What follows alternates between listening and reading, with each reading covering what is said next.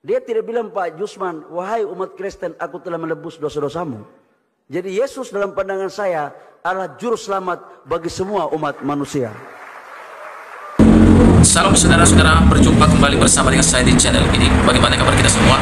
Kiranya kabar kita selalu baik-baik saja dan terus diberkati oleh Tuhan dengan melimpah-limpah. Amin.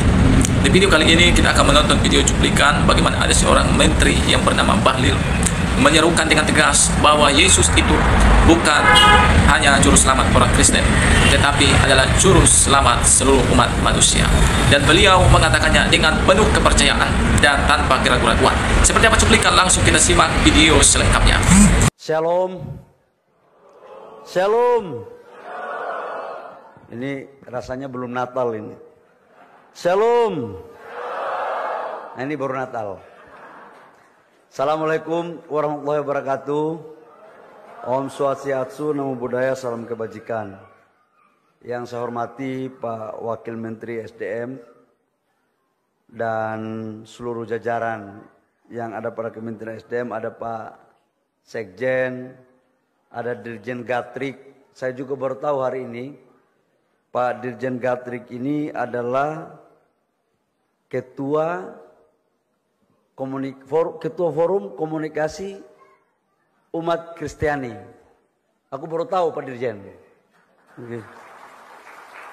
Luar biasa sekali. Memang Pak Jasman ya. Selamat. Pak Jisman.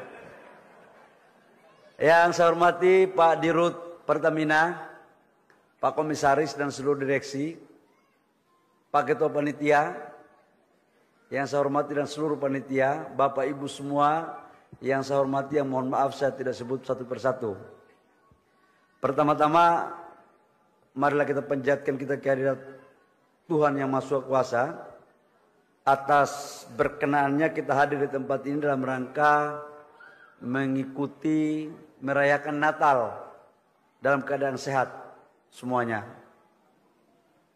Bapak Ibu semua, Natal kalau di Papua, kebetulan saya di Papua. Kalau Natal yang paling terlama yang merayakan di seluruh Indonesia ini mungkin di Papua. Mungkin salah satu di antaranya.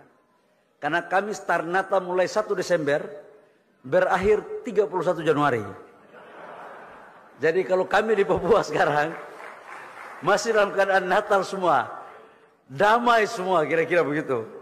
Nanti setelah Natal selesai, mulai damai dipertanyakan.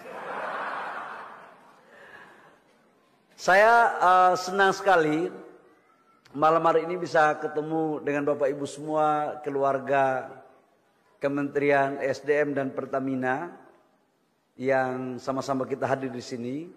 Sekalipun perayaan Natal itu adalah tanggal 25 Desember, tapi nyanyian-nyanyian Roh Kudus dan hiburan tadi itu masih membuat suasana batin kita seolah-olah ini masih di tanggal 25 Desember 2024.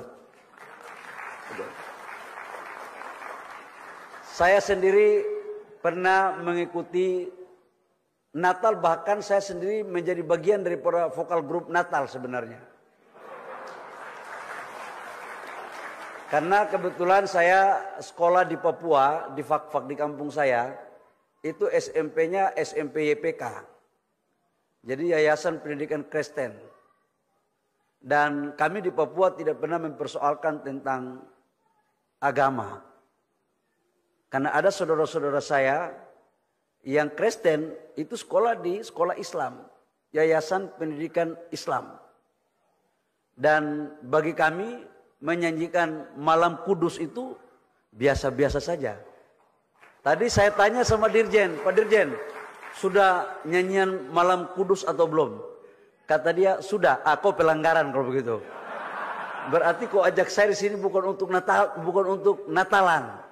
Kalau Natalan itu pas kita nyanyikan Malam Kudus, lampu semua mati tinggal lilin. Dan ketika saya memimpin HIPMI selama hampir 5 tahun, selalu yang membuat panitia Natal itu adalah saudara-saudara saya yang beragama Islam. Itu panitia Natal. Dan yang membuat halal bil halal itulah saudara-saudara saya yang beragama Kristen. Itulah sebenarnya esensi daripada kita berdampingan dalam agama.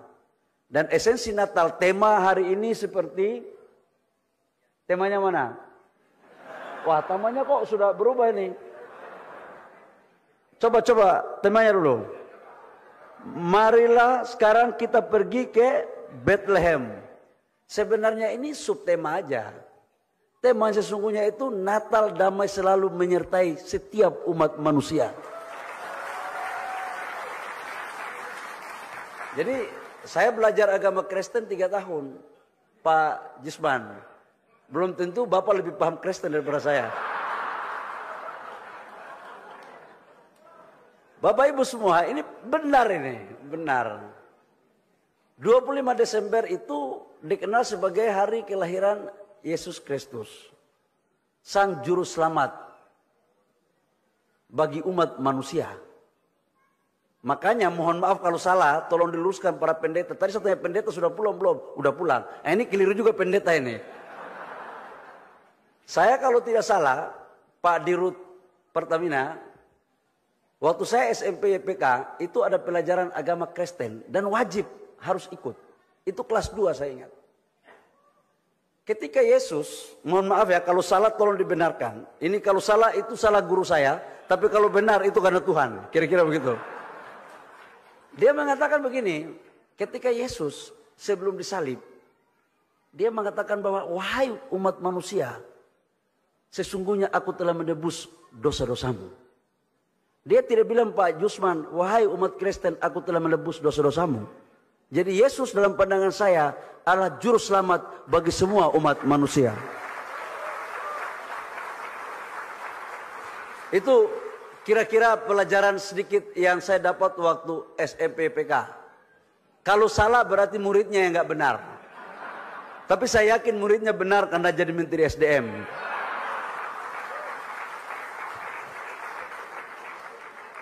Yang kedua adalah subtemanya ini kelahiran Kristus membawa sukacita dan semangat bagi sektor SDM. Ya, ini bicara sukacita ini saya kaitkan dengan tanggung jawab kita sebagai aparat pemerintah. Sekarang di SDM dalam arah kebijakan Bapak Presiden Prabowo, dari minimal 4 program utamanya ada tentang ketahanan pangan, kedaulatan energi, makanan bergizi, dan hilirisasi. Ada 2 yang itu ada di Kementerian SDM, kedaulatan energi dan hilirisasi. Kebetulan Kepresnya baru keluar, Kepres nomor 1 tahun 2025 tentang satuan tugas. Jadi ibu-ibu atau bapak-bapak yang suami istrinya kerja di SDM dan tidak mengenal tanggal merah, maka sukacitalah kalian dalam membawa kedamaian di hari Natal ini. Karena kalau tanpa sukacita pasti akan pulang dengan muka yang mengkerukut, muka yang agak marah-marah sedikit. Karena sekarang di Kementerian SDM, semua eselon 1 saya pulangnya udah malam-malam semua. Pasti kalau eselon 1 pulang malam, pasti eselon 2-nya juga lebih malam lagi kan, kira-kira begitu. Dan saya yakinkan kepada semua keluarga di Kementerian SDM, bahwa kalau ada bapak ibu yang pulang malam-malam, mereka selalu dalam jalan yang benar. Jalan yang lurus. Karena untuk menyambut sukacita tanggung jawab negara untuk mewujudkan mencapai swasembada dan kedaulatan energi dan wujudnya hilirisasi bagi rakyat, bangsa dan negara. Saya pikir hanya itu karena saya bukan pendeta. Dan saya sekali lagi ucapkan selamat Natal kepada seluruh keluarga besar dari Kementerian SDM yang hadir maupun yang offline.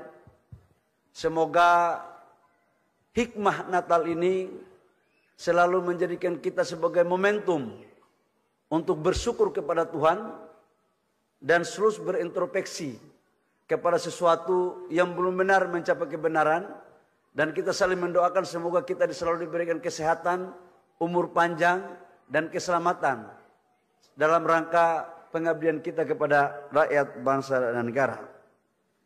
Terakhir, Bapak Ibu semua, saya yakinkan kepada Bapak Ibu bahwa insya Allah pemerintahan sekarang akan mendorong pertumbuhan ekonomi kita di atas 5%, bisa di 6, 7, atau 8 dengan satu syarat.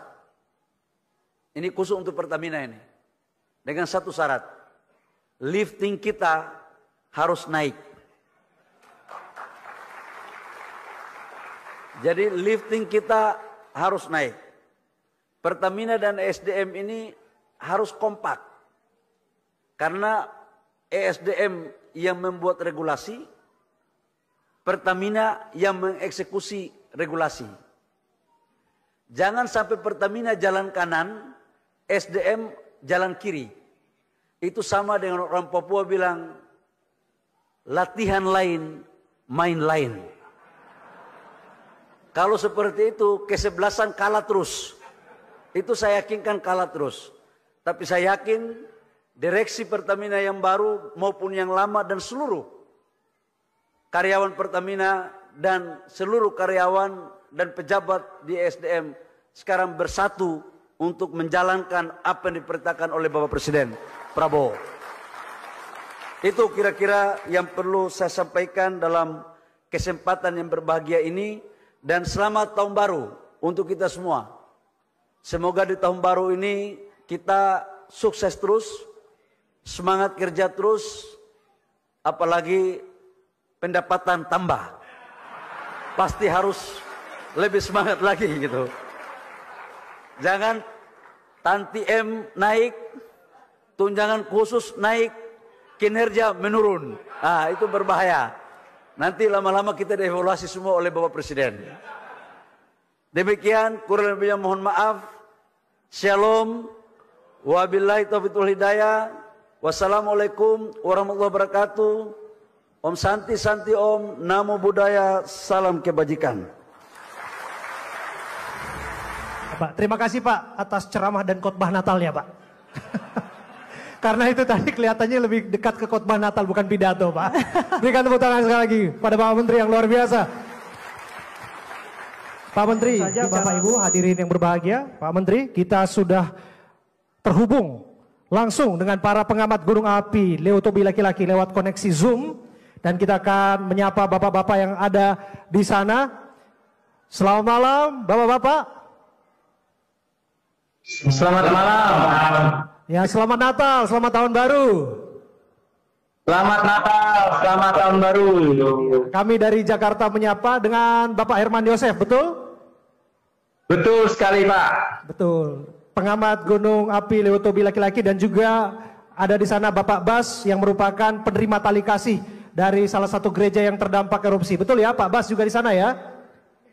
Betul. Ya, luar biasa. Pak Herman Yosef hadir juga bersama dengan kita dari Jakarta. Ada Bapak Menteri SDM, Bapak Bahlil Lahadalia. Barangkali ada yang ingin disampaikan terkait dengan laporan dan lain sebagainya. Silahkan. Yang terhormat Bapak Menteri Energi dan Sumber Daya Mineral, Bapak Bahlil Lahadalia, Wakil Menteri Energi dan Sumber Daya Mineral, Yulio Tanjung. Pertama-tama saya mengucapkan selamat Natal dan Tahun Baru 2025 buat kita semua. Izin perkenalkan saya Herman Yosef Muro, Ketua Pos PGA Leotobi laki-laki yang berada di Desa Pululera, Kecamatan Wulanggitang, Kabupaten Flores Timur, Nusa Tenggara Timur. Sini hadir bersama saya teman-teman rekan kerja saya di Pos PGA Leotobi laki-laki. Izin Pak Menteri, saya akan melaporkan aktivitas vulkanik Gunung Api Leotobi laki-laki. Secara visual teramati hembusan asap dengan tinggi kurang lebih 400 hingga 1000 meter di atas puncak. Sesekali mengalami erupsi dengan kolom abu teramati sekitar 600 hingga 1200 meter di atas puncak. dominan arah angin ke arah barat dan barat daya. Dari data seismik atau kegempaan, Gunung Api Lewotobi Laki-Laki masih merekam gempa-gempa vulkanik dalam, gempa harmonik, dan tremor. Ini mengindikasi aktivitas Gunung Api Lewotobi Laki-Laki masih sangat tinggi. Berdasarkan hasil pemantauan visual maupun data kegempaan, Badan Geologi Kementerian Energi Sumber Daya Mineral merekomendasikan Gunung Lewotobi Laki-Laki berada pada level 3 dengan rekomendasi masyarakat dilarang masuk atau beraktivitas di radius 5 km dan sektoral barat daya, utara, timur laut di radius 6 km. Izin Pak Menteri, kami juga selalu berkoordinasi dengan pemerintahan daerah, BPBD dan otoritas bandara terdekat untuk terus melaporkan perkembangan aktivitas Gunung Api Lewotobi Laki-Laki. Izin kami juga melaporkan selama erupsi Gunung Lewotobi Laki-Laki, kami mendapat bantuan BBM dan genset dari PT Pertamina dan PLN sebagai bantuan untuk memperlancar untuk monitoring Gunung Api Lewotobi Laki-Laki. Demikian yang dapat kami laporkan. Terima kasih dan selamat malam Pak Menteri. Luar biasa. Terima kasih Pak Yosef, kami doakan untuk sehat selalu. Kita berikan tepuk tangan untuk tim yang bertugas di sana.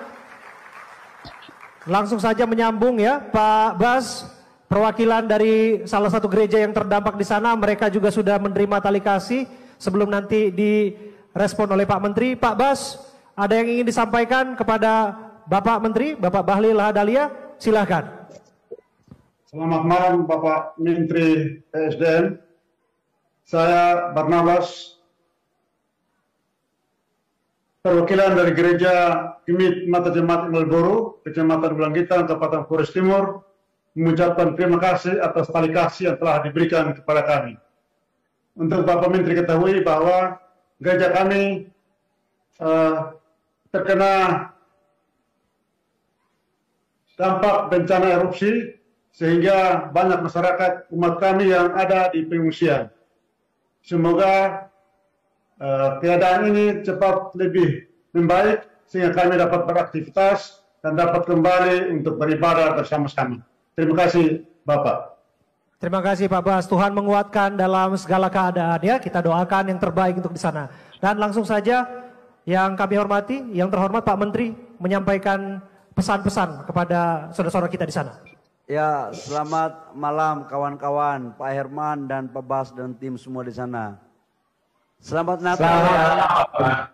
Selamat Natal, selamat Tahun Baru. Pak Herman, gimana? Masyarakat di sana aman ya? Udah di pengungsian semua ya? Yang tadi 5 kilo itu ya, udah nggak ada yang di atas. Betul Pak, untuk yang di 5 kilo semua sudah berada di kamp pengungsian Pak. Oke, tidak ada lagi saudara-saudara kita di atas, sudah habis? Sudah tidak ada lagi Pak. Oke, ikuti perkembangan ya. Pak Bas, jemaat kita berapa orang di gereja itu? Jumlah kakak 30, jumlah jiwa 107 orang. Laki-laki 53, perempuan 54 orang Pak Menteri. Pak Bas, gereja itu udah mau dibangun baru atau direhab? Ini mau direhab. Kemarin dari tim direhab berapa biayanya? Kemarin dari tim saya udah bantu berapa? Belum informasi nilainya Pak. Oke Pak Bas, nanti gereja Pak Bas itu nanti Kementerian SDM yang rehab total ya, sampai jadi.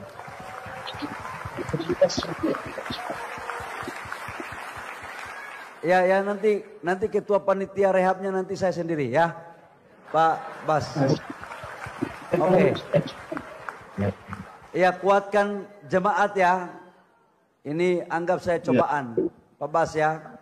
Dan kita serahkan kepada Tuhan. Salam hormat untuk saudara-saudara kita yang ada di sana. Terima kasih. Luar biasa. Saudara-saudara, itulah dia video cuplikan yang baru saja kita tonton tadi videonya.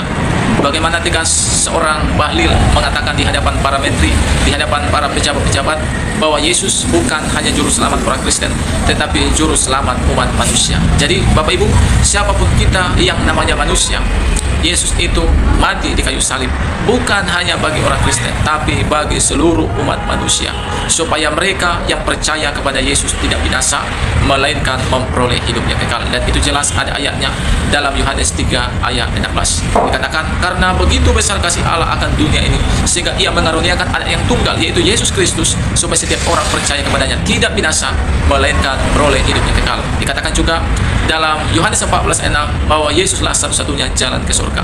Dan dalam Kisah Rasul 4 ayat 12 dikatakan, tanpa Yesus tidak ada di bawah kolong langit ini yang dapat menyelamatkan. Hanya oleh nama Yesus kita dapat diselamatkan.